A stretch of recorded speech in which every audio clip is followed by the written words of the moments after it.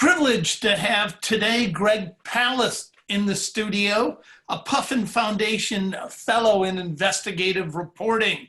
Also, the New York Times best-selling author, The Best Democracy Money Can Buy, which also made a great feature documentary. Greg Palast. Death and hatred to mankind, poisoning their brainwashed minds. Oh, Lord, yeah. How's Trump gonna steal the 2020 election? You got a new book coming out. Yeah, the book is called How Trump Stole 2020. It's already been stolen, Bob, but we can't despair not, okay? We can steal it back. And by the way, this has nothing to do with whether I'm for or against Trump. This has to do with the fact that I'm just for the voters picking the president this time. We've had too many damn elections in which ballot bandits, vote rustlers, scam artists, purging generals, and creeps of all types have stolen our elections. As we know, a lot of people know, Greg Palast know me from back when I was working with The Guardian in Florida, and BBC television discovered that tens of thousands of black people were removed from the voter rolls. That's what elected George W. Bush. But not the voters, was removing black voters, whose only crime, by the way, was voting while black. None of them were removed. They're all removed for being ex-cons. None of them were. Not one, not a single one. It was 0, 0, 0. And that's how Bush was elected the first time. 2004, a guy named Bob Fitrakis was one of the people that exposed that scamola.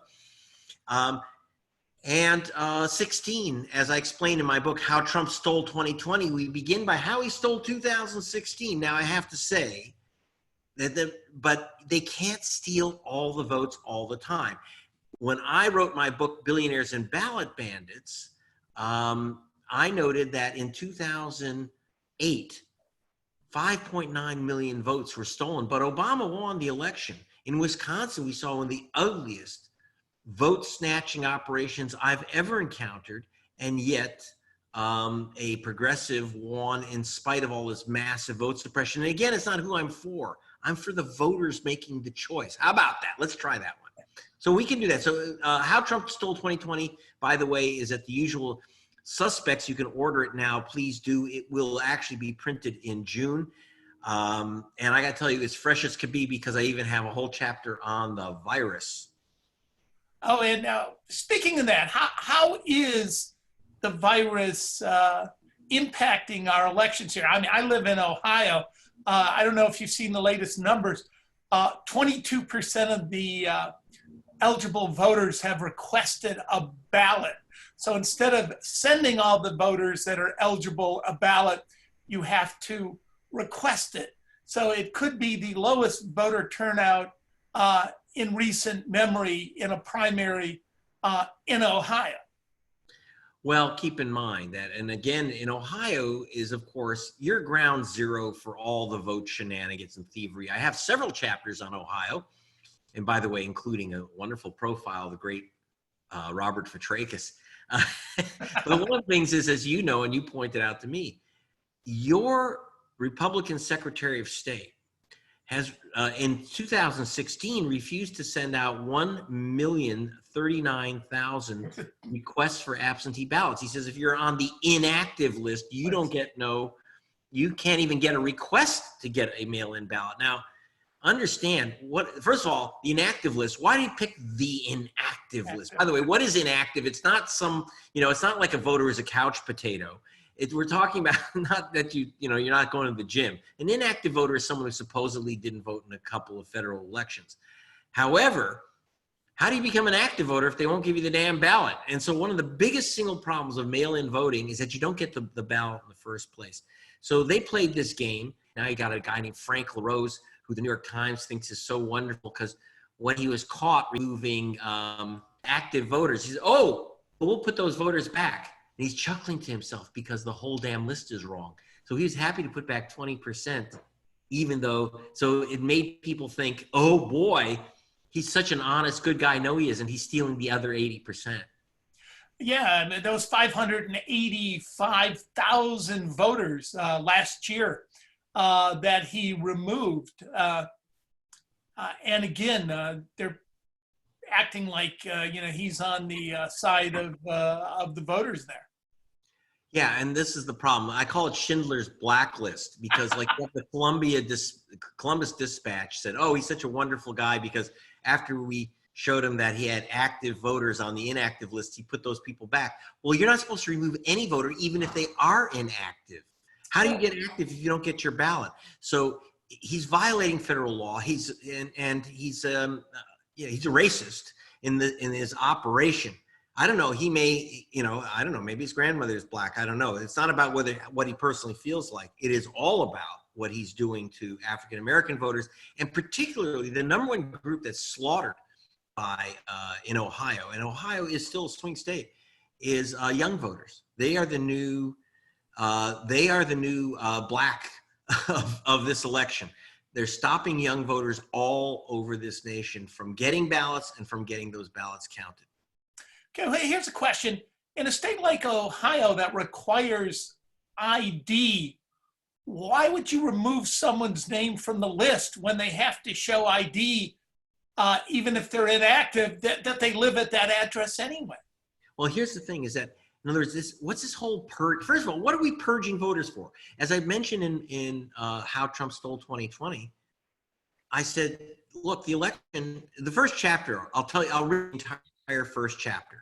The first chapter is called The End, and the entire chapter reads, Donald Trump won re-election in November 2018, 2 years before a single vote was cast. That's the first chapter, because what happened in November 18 was this mass purge using the Ohio system in Georgia. So they took it for a test drive in Georgia, and you had a guy named Brian Kemp, who's recently apparently has a degree as a physician. I didn't know that till this week. Brian Kemp, basically, he was Secretary of State. He's in charge of the voter rolls while he's running for governor against, he was the first black woman ever to run for governor of any American state. So in what he did in Georgia is he removed hundreds of thousands of voters. I went through the list with experts and found out that 340,134 voters exactly, not a sample, we went name by name, and determined that they didn't move. They were removed because they moved out of Georgia, but they never moved. And so now look, here's how this game works. And so they're taking that all over the country now to Wisconsin, which is, according to MSDNC, it's the swing state of swing states, Wisconsin. Trump won it by only 22,000 votes in 16. And now they're about to remove 232,000 voters. The Elections Board, by the way, you'll see in my book, in How Trump Stole 2020, by the way, the subtitle is The Hunt for America's Vanished Voters. Because that's what's going on here. They're vanishing voters in front of our eyes. They're going poof.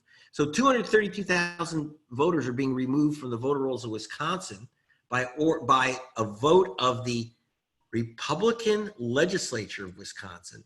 The Elections Board said this list is crap, this mover list. It comes from something called ERIC, and originally created by the Pew Trust. God save us from liberals. And they said you have to remove everyone on this list because they moved. Well, for example, I went to Wisconsin, and you'll see in the book, I met with a black woman who was removed from the voter roll, who is on that removal list for having left Milwaukee. And like many people on the list, she's African American and female. So I said, "Did you leave Milwaukee?" And she said, "No, I can't leave Milwaukee because I'm county supervisor." So they had her, the county supervisor of Milwaukee is on the person on the list of people who moved out of Milwaukee. So in other words, this is what's going on. And so the election's been stolen. We can steal it back. Okay, we can say, and by the way, if you want to know how to steal back your own vote, number one, go to your Secretary of State's website. Yes. And check if you are registered. Don't tell me you've been voting in the same damn place for 30 years. I don't care. They're not purging people for good reasons. They're making this crap up. So for example, Saquana Taylor, she didn't know she was on the purge list. She was tipped off and she re-registered. So, and when I was in Atlanta, during the 2018 gubernatorial vote, I was there with several voters in Atlanta, African Americans and Latinx voters, and a couple students who all lost their votes. They were all shocked, including Christine Ford. And you'll see a picture of her in my book, How Trump Stole 2020. Christine Ford, she was 92 years old, went to go vote in Atlanta. She wanted to vote for Stacey Abrams, and they said, "You're not on the voter rolls." She had moved. They purged her. They expunged her registration. Now, she's been voting at that same voting station for 50 years, since the 1968, the year her cousin, Martin Luther King, was murdered. I went to her house. She had pictures of King having dinner with her because he would go there after his sermons. Now, this woman didn't move anywhere. She's Martin Luther King's cousin. What happened is that her mail's being read by her niece because she's 92. So the mail gets sent somewhere else. So they said, "Oh, well, she's moved." No, she hasn't. But this is the games that they're playing. So they've stolen it. We can steal it back. Well, you appreciate this story. I just voted last week, wrote my name, signed it, my official, Robert Fitrakis. And I said, Greg Palast and I have always said you ought to check it out. So I go to the roll and I'm Robert J Petraeus. I never used my middle initial. Suddenly I'm thinking, this one would have been up for grabs. So I had to wedge in the J between my signature for the last 40 years, Robert Fitrakis. And I'm thinking, right, and now they'll go back gave me a middle initial. I mean, there's only one Robert Fitrakis in the state. Streaming to you from the Indy-Media studios of the Free Press Network here on YouTube, but also available online at WGRN.org. Plus, listen to us on Columbus, Ohio's 2 volunteer-run low-power FM radio stations, Fridays at 5:30 p.m. on WGRN 94.1 The Green Renaissance, and Mondays 5:30 p.m. on WCRS 92.7 and 98.3. Well, I'm going to tell you something. People don't realize voting by mail, I said 22%, that's 1 out of 5 people lose their votes. Now, that's from the MIT Caltech study called Whose Absentee Ballots Are Lost. And so they did a study, 22%. That's, by the way, if you are a victim of America's No Child Behind Left education, 22% is a little more than 1 in 5, okay? So 1 in 5 ballots, mail-in ballots, are never counted. 1 in 5, Bob, 1 in 5. Not just anyone's, especially Black people, Hispanics, young people lose their votes way disproportionately. So they love mail-in ballots. Houston forgot to send out those million applications, as you pointed out earlier, back in 2016, which is the only reason, it wasn't a closer election here in Ohio. Well, exactly. So if you put everything together, there's a chance that Trump actually didn't win Ohio. I can tell you didn't win Wisconsin. I don't want to by that. But so, like, for example, in Wisconsin, which is a swing state of swing states, in order for you to mail, most people don't realize that to vote absentee, you have to have a witness sign your ballot. And they better be a registered voter in good standing. So you got to find that out. In 3 states, you have to notarize your ballot. Good luck in a lockdown. Make sure you pick a notary you don't like because they may die. And so pick someone you don't like. So Wisconsin, Minnesota, Amy Klobuchar, Senator Klobuchar has a bill to improve mail-in voting. She doesn't recognize that in her own state you need a witness signature, which is insane, okay? But of course, she doesn't have to worry about that because she's a senator. I'm sure her staff, someone on her staff hands her a ballot with gloves. She fills it out and then they witness it. And she doesn't even realize what the average person has to go through to vote. I mean, I don't have a problem with Amy Klobuchar. She's like her bill, she's a little bit better than nothing. But the point is that you're talking about, imagine if we go to 80% mail-in voting and we lose 22%. That means we're going to lose 25 million ballots not counted. Trump supposedly won Wisconsin by 22,000 votes. Well, what happens when you have to have a witness, when you're not going to get your ballot because you're on a mover list? What happens, and you'll love this, Bob, You have to send in a photocopy of your ID if you're a first-time voter. So there goes the student vote. And for two reasons. Not only is that one more step where people will forget it, not know about it, but the second thing is, I'm sure a lot of students will send in their state photo ID from the University of Wisconsin. Mm-hmm. Guess what? The state photo ID from the University of Wisconsin does not count as a state photo ID for But I voting. thought it was a state institution. Well, no, you're thinking that Scott Walker should have been institutionalized. That's a very different matter. What happened is that if you have a concealed carry state permit, you can use that to vote. But if you're a University of Wisconsin student with a state photo ID, you can't vote that. You have to go into the Dean of Students office and exchange it for a votable ID. And by the way, for this past election, the Dean of Students office was closed. So even the students that want to go through the whole rigmarole of getting a new ID couldn't do it anyway. So it's like, screw you. So this is how they're going to try to steal Wisconsin again. They stole it the first time. And they're going to steal Michigan again, unless we do something about it. They're going to steal Ohio again, North Carolina, Georgia. By the way, Georgia should be a Democratic state. The census, if that ever goes through, will show that Georgia is now a white minority state. And there's no reason why the GOP has control of that state. And I just mentioned Brian Kemp, their purging general. Okay, he was Secretary of State. He purges the voter rolls so he can win the election by a couple thousand votes by knocking out Stacey Abrams voters. And of course, we see the problem of having unelected officials. Brian Kemp, like I said, I didn't realize he was a physician because a few days ago, he just ordered the opening of the state, tattoo parlors, nail salons, massage parlors, in other words, all the essential things. Well, Kemp may see that as an essential occupation. Right. Well, the thing is, here's the thing.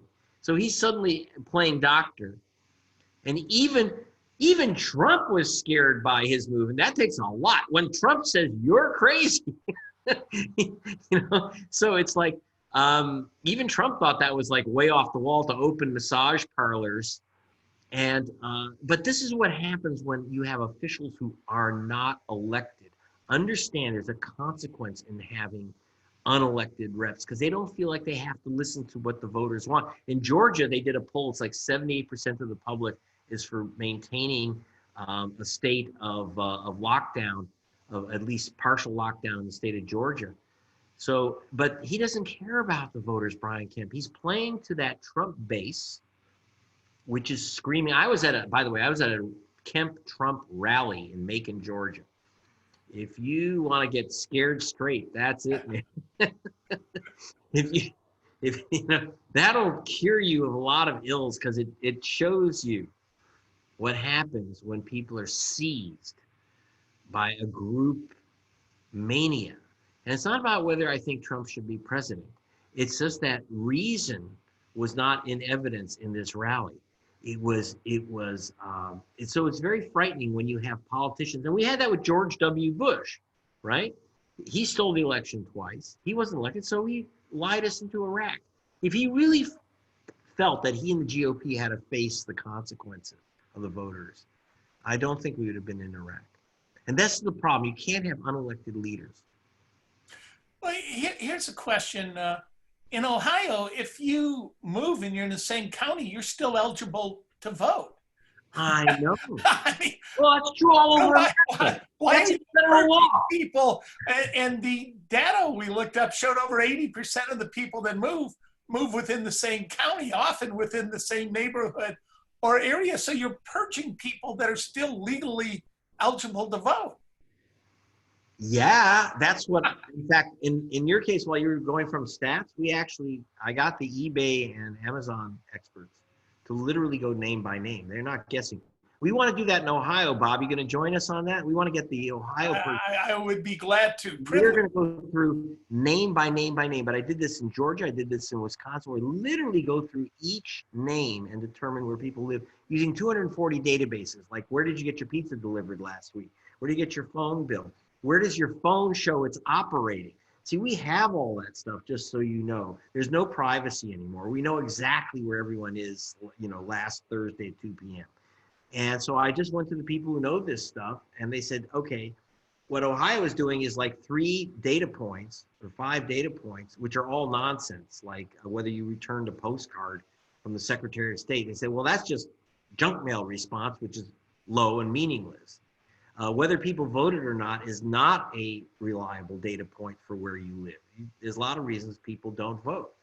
And, you know, you're on the mover list, say, oh, well, we just send you a postcard. It's okay, because if, you know, you get it, you can always restore your vote, return the postcard. Well, if you move down the street, we had a woman in Georgia who literally moved within her building and lost her vote. Again, it is against the law to purge voters if they've moved within their counties. And you're right, it's about, those purge lists are 71 to 90% wrong. So you said about 80% wrong, you got that right. We're gonna show that name by name by name by name. That's the key. And Well, that's in the book. That's in the book. Guys, get the book, How Trump Stole 2020. How Trump Stole One out of 2020. Okay, and so there is a prescription in there. So you're giving us all this incredibly accurate data, which convinces us that Trump has stole 2020, but you got things we can do to steal it back. Right. I mean, you have, first of all, you have to know how they're stealing it. If someone's picking your pocket, you need to know that there's someone's short little fingers, you know, around your wallet. So you can say, stop thief. And so I do that. One, I show you how he steals it, then say how we fix it. Now there's 2 types of fixes. Fix number 1 is that we fix the laws, and with great attorneys like Robert Fitrakis, J Petraeus, as a matter of fact. Now I'm Robert J. officially. You know, we can litigate, we can legislate, we can screen bloody murder, we can change the laws, and in a lot of states we do get that done. I just won a case against Brian Kemp in federal court, which is nice because now he's got to pay my attorneys. And but what we're doing is beyond the litigation, legislation, activism to change the rules and procedures, protect your own damn vote. Overwhelm the steal. We saw in Wisconsin, they can't steal all the votes all the time. Barack Obama won twice. They can't steal all the votes all the time. Was there any theft in 8 and 12? You bet, about 5.9 million votes. And it's a pretty accurate number. And in my book, by the way, Hillary, in the 2016 election, you had 7.9 million votes and voters were, either the votes weren't counted or voters were blocked. And those 2 added up to 7.9 million. I have a real good breakdown in the book based mostly on studies by MIT and Caltech. And I did something which few reporters in America do. By the way, I'm reporting for The Guardian and other outlets right now, as I always have. And I actually went to the United States Elections Assistance Commission and looked up the numbers. We have an agency which not only states how many people voted, where they voted, and how they voted, it also states how many ballots we never counted. For example, when you talk about mail-in voting, what happens to a voter who mails in their vote, and then they say, well, wait, you're not registered anymore. How do you know that you're supposed to have a right to a provisional ballot? How do you get a provisional ballot if there's a mail-in? Now, understand, in 2016, 3 million people were shunted to provisional ballots. 3 million, and 1 out of 3 of those ballots, according to the AAC, were never counted. I think that uncount is much higher, but they go by who's reported. And so states reported throwing 1 million ballots in the garbage can. Nice. And it's not just anyone's ballot. The chance your ballot will not be counted for some technical reason, like you didn't add your middle initial on the signature. Well, I didn't completely seal the ballot inside the returning envelope. So you've got to make sure the seal inside where the ballot is completely sealed, Mr. Palast, as you well know. Because if it's slightly unsealed, isn't that a notion of security breach, even though it's inside a sealed ballot? Right. So they come up with all kinds of cockamamie reasons to reject your ballot. Like, for example, you were concerned about your signature. 250,000 people have their ballots rejected because someone's challenged their signature. Now, do you really think that there are 250,000 forgery experts out there casting ballots? No. My rule, one of my things that we should go to is no more rejections based on people's signature. If someone signs something under penalty of perjury, that they're willing to go to jail if they're not entitled to the ballot, then the only time a ballot should be rejected is if there is absolute evidence, for example, that a mail-in ballot has been stolen. Someone's filed a police report. My ballot has been stolen. Why are we challenging signatures? If you rob a bank, they don't close your bank account. They arrest you. If they're fraudulent voters, arrest them. If they're not, count all the votes. Real simple. Real simple. Novel idea there. Democracy might break out. But I've got a couple. By the way, you're in the book in How Trump Stole 2020. By the way, it's Greg Palast up there. I see you see my name on the screen. But you make a couple good appearances, including the issue of Ohio voting machines and the issue of that in 16 they wouldn't simply turn on the mechanism which stops tampering of the machines and keeps a record in order of all the votes cast and keeps an image of those votes cast so it can be recounted. And you were one of the only reporters, I think, the only one that actually covered it. I mean, the audit logs and the ballot imaging, the security features that are built in, they were allowed to disable. I mean, how is that? Well, like I said, I don't know whether I've found evidence that people steal by manipulating the machines, but I do know this. Why would you turn off the security features? Why would you turn off the ballot imaging feature unless you had mischief in mind? And I don't know if these people are stealing, but here's the funny part. Okay, maybe they're not stealing votes. So why are they covering up the crime? How do you cover up a crime if you're not committing the crime? And so this is, it's like, I'm just asking, because I remember I used to work for the U.S. Justice Department, the FBI, as an investigator. And when someone's covering, so that was one of the first things I would look at. If you want to find criminals, find someone who's covering up a crime. And usually they do it because they're committed a crime. So, we got that in How Trump Stole 2020. And by the way, I know people are saying, well, Greg Palast makes fun of and tells all these terrible jokes about something really serious. Well, it's the only way I can avoid crying. And I've upped the humor factor in this edition of How Trump Stole 2020. I have a great Ohio cartoonist who's Ted Rahl, who's drawn a 48-page comic book, which is in the middle of How Trump Stole 2020. So you get this 48-page comic book by Ted Rahl of Dayton, Ohio, a courageous and wonderful cartoonist. And also, he was working, people may know him as the cartoonist from the LA Times. Well, they fired him because he drew cartoons making fun of police, LA cops beating up Hispanic kids. And apparently, so the cops really didn't like that, so they demanded he be fired and they got rid of him. But so we're lucky because now we have the great penmanship of Ted Rahl and his cartoons, a comic book in the middle of How Trump Stole 2020, the hunt for America's vanished voters. And you can steal it back. You can't steal it back. You can't steal all the votes all the time. How Trump Stole 2020, Greg Palast. And as Jefferson Airplane used to say, or sing, go ask Palast. His research is 10 feet tall. Thanks for being on the other side of the news. Thanks, Bob. Then hatred to mankind. I'm going to quote that in my blurb. Poisoning their brainwashed minds. Oh, Lord, yeah.